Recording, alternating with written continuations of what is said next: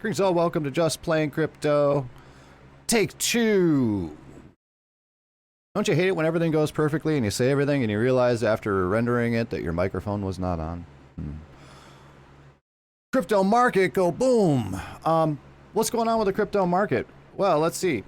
I mentioned, El Salvador is going live today, or did go live today, and they're having some issues, of course, with the volume of people on their network, and they had to patch and bring some servers online for their little Chivo application so people could use everything correctly. But what also happened this morning was right as soon as they go live, the market dumps by billions of dollars, where Bitcoin goes from like 52,000 to 42,000, and immediately it jumps back up. But so what's going on?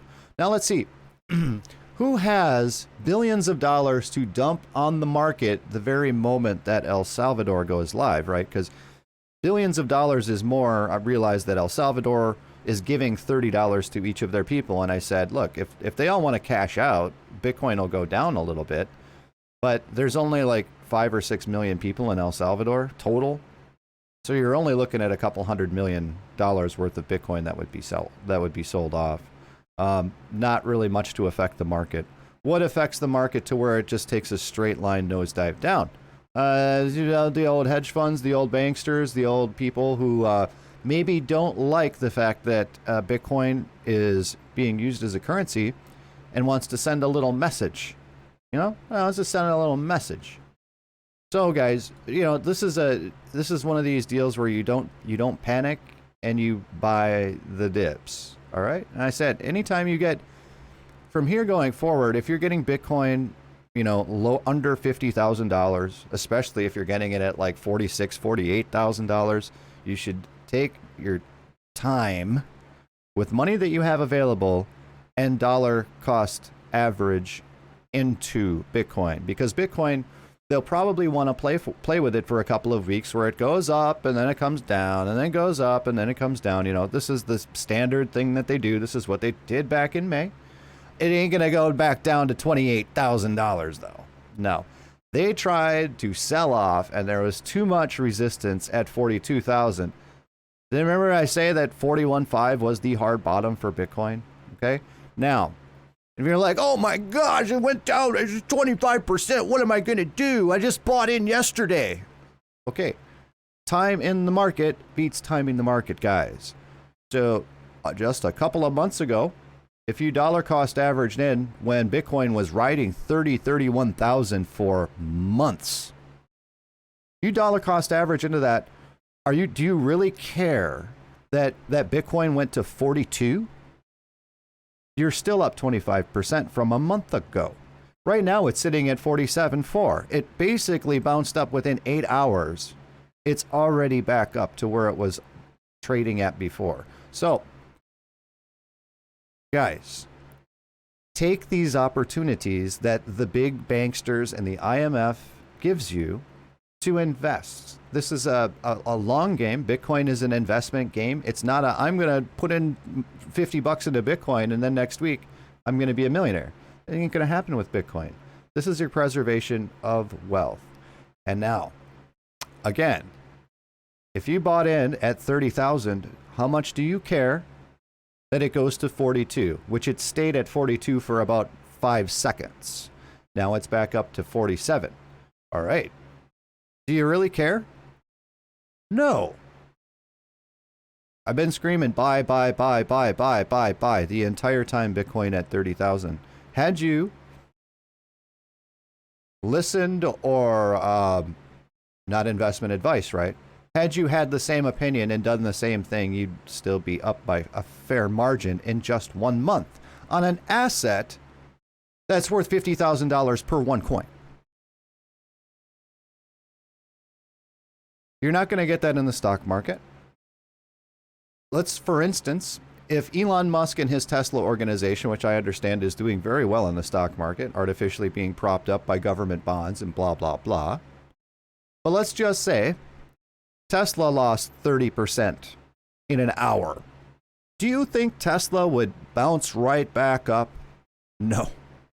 It would be down for weeks, if not months, before it regained actually where it was. Bitcoin, bam, right back up. Why? because there's nothing wrong with the market. There's no reason anybody would sell. All of the news is bullish. It's completely going against the grain, and it's to wipe out the longs. There's a lot of people who bet long. They want to wipe those out, bring that Bitcoin back into play, taking it out of people's hands. And, you have government entities, we should say. I don't even know if you call them government entities. The entity that controls all the governments are the ones who are manipulating this stuff.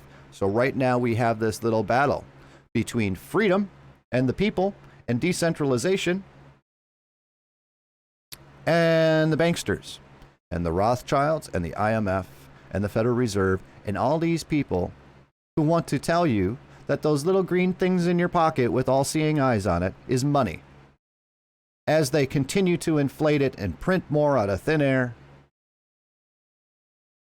Who has billions of dollars to throw at the market on a speculation like that? People who can print the dollars out of thin air. That's who. Proof is in the pudding. We're going to head over to Twitter here. Nayib Bukele is the president of El Salvador. And he says, buying the dip. 150 new coins added. Bitcoin Day is his hash. And then he says right after that, that's 2 hours ago. And then 1 hour ago. Now this is a president of a country, guys. Even small countries, they have intelligence and they understand, and they have market people that watch all this stuff and understand. Remember, you can't hide anything with Bitcoin. You can't hide anything with Bitcoin.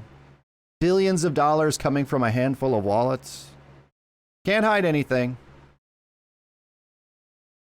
Nayib Bukele says, it appears the discount is ending. Thanks for the dip at IMF News. We saved $1 million in printed paper. El Salvador now owns 550 Bitcoin. You need to follow the president of El Salvador there. And yeah, take advantage of any dips below 50,000. And who knows where it will go from here. Maybe they want to punch the market again with another billion or something. And then again, take more advantage of the dips. This is why you have dry powder around for things like this, because, on something like this, it's pretty easy to speculate with news like this. Like I said, freedom versus fascism. It's pretty easy to speculate like this, like they're going to play some games and to have some money to go buy some stuff up. I was playing around quite a bit last night, actually, moving things around.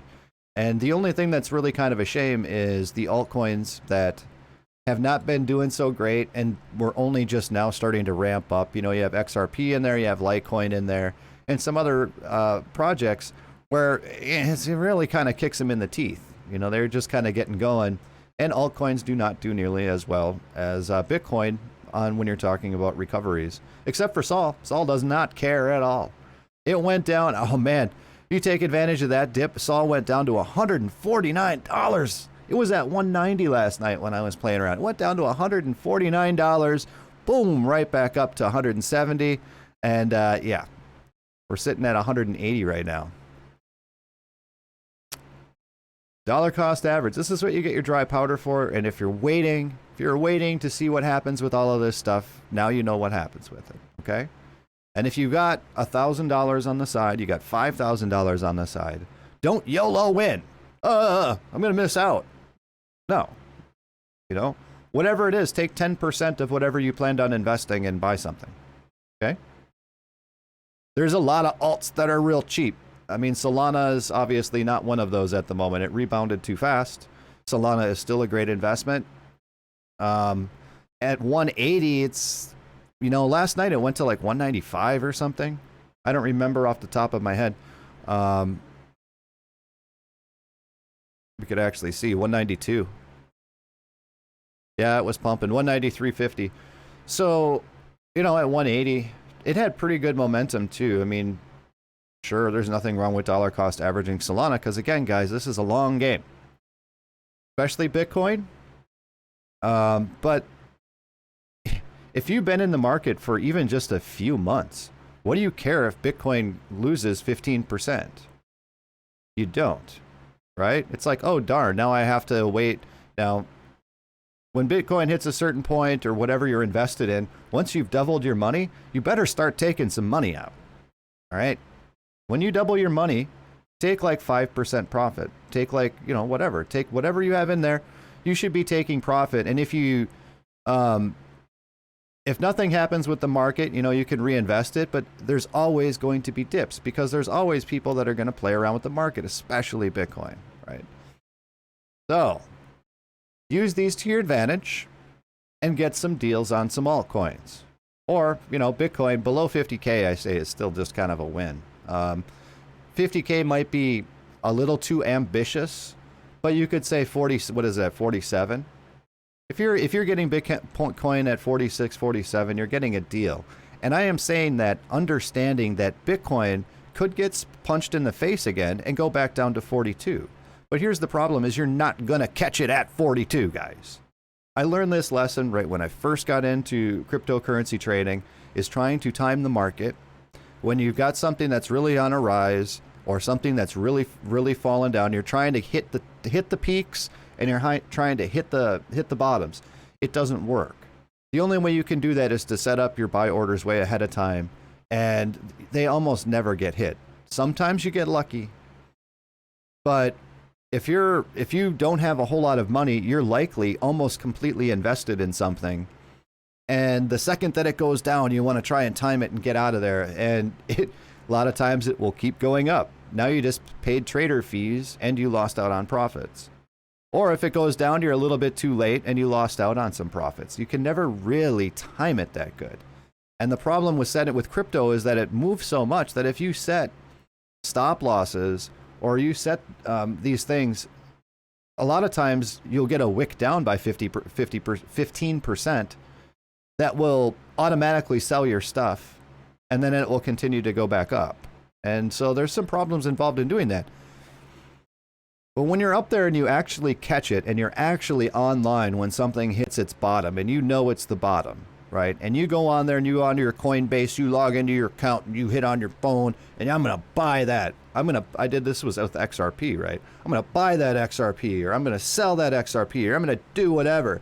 By the time the transaction actually goes through, the market is like 15% off what you were doing, unless there's no interest in it, right? If there's no interest in the crypto, it's not a big deal. But you're talking Bitcoin, even XRP, Solana, these things. When you try and time that top and time that bottom, you got to understand there's some lag in there, and there's people that have these buy and sell orders transacting in the milliseconds. And Coinbase will freeze up when they get too much traffic in there and stuff like that. You're never going to time it, guys. Dollar cost averaging is the win. Take advantage of this dip. Take advantage of this dip. And if I find out anything more about, you know, any more about the news of this and where I could think it's going, I'll do another video today. But I would expect that, you know, El Salvador knows what's up, right? So they are probably watching. They were waiting to buy. They knew that something was going to happen with the IMF because El Salvador and the IMF have been going at it for a while now. And I'm sure they have their people just watching the markets and go, well, all right, well, this is 2 billion just came in. And we have all of these shorts that just came in and, you know, get ready to buy. And they have their dry powder ready to go. And they bought 150 more Bitcoin, right? So that's what we do. What we do. This is a like to be all altruistic and idealistic and all of those istics, right? But this is kind of like the fight for monetary freedom is going on in El Salvador right now. And now what's going to happen when later on in the afternoon in just 2 hours here where people are going to start putting their $30 in support of El Salvador into Bitcoin? What's going to happen to the price, right? What's going to happen to price? You know, I might even take a little bit of my Bitcoin off the table just so I have more dry powder for another dip. Okay, that's what I'm looking at. I'm looking at Bitcoin returning to 48, 49K and maybe taking a little bit off in the hopes of a dip, but not too much in case it skyrockets, right? Just in case. See, when you have time in the market, you can do these things and you're not really losing money. If you just started investing yesterday, yeah, it's going to be painful because the market is very, very volatile. Can be very volatile, not all the time. There is no bad news with any of the coins. We look at through all the different things that are going on. Everything is down. Of course, alts get punched in the face by 20%, which is unfortunate.